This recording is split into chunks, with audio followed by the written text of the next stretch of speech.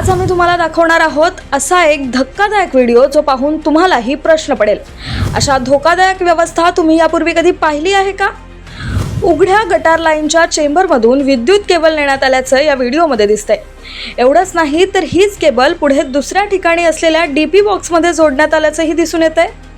एका बाजूला उघडे चेंबर, दुसऱ्या बाजूला पावसाचे साचलेले पाणी आणि त्याच ठिकाणी विद्युत केबलचा जॉईंट।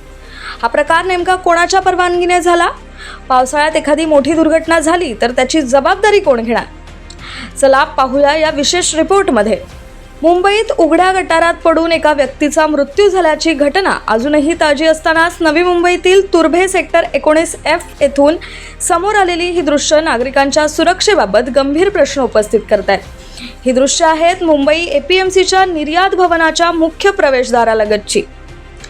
व्हिडिओमध्ये दिसत आहे की निर्यात भवनातील ट्रान्सफॉर्मरमधून निघालेली विद्युत केबल उघड्या गटार लाईनच्या चेंबरमधून नेण्यात आल्याचं दिसून येत आहे।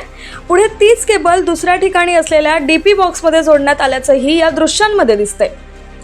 पावसाळ्यात अशा प्रकारे गटारच्या चेंबरमधून विद्युत केबल नेणे कितपत सुरक्षित आहे असा प्रश्न आता उपस्थित होतोय। याच परिसरात निर्यात भवनातील कचरा गटारात जात असल्याचंही दिसून येत आहे। त्यामुळे चेंबरमध्ये कचरा साचलेला असून पावसाचे पाणी तुंबलेलं आहे। त्यात गंभीर बाब म्हणजे उघडे चेंबर, साचलेले पाणी आणि त्याच ठिकाणी विद्युत केबलचा जॉईंट असल्याचंही व्हिडिओमध्ये दिसतंय। या परिस्थितीत पावसाळ्यात येथे मोठी दुर्घटना घडण्याची भीती आता व्यक्त केली जाते। विशेष म्हणजे या परिसरात 1-2 नव्हे तर तब्बल 4 चेंबर उघडी असल्याचंही दिसून येत आहे। अलीकडेच नेरूळमध्ये विद्युत प्रवाह लागून 2 मुली जखमी झाल्याची घटना घडली होती। त्या पार्श्वभूमीवर मुंबई APMC निर्यात भवनाजवळील ही परिस्थिती अधिक गंभीर मानली जाते।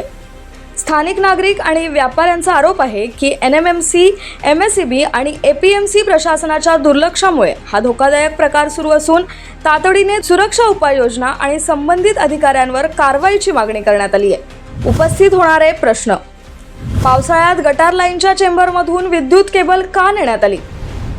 अशा पद्धतीने डीपी बॉक्समध्ये केबल जोडण्यास परवानगी कोणी दिली?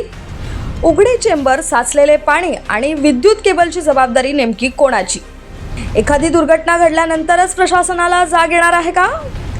या व्हिडिओमध्ये दिसणारी उघडी चेंबर, त्यामधून जात असलेले विद्युत केबल, साचलेले पाणी आणि गटारात जाणारा कचरा या सर्व बाबी नागरिकांच्या सुरक्षेच्या दृष्टीने गंभीर प्रश्न उपस्थित करतात।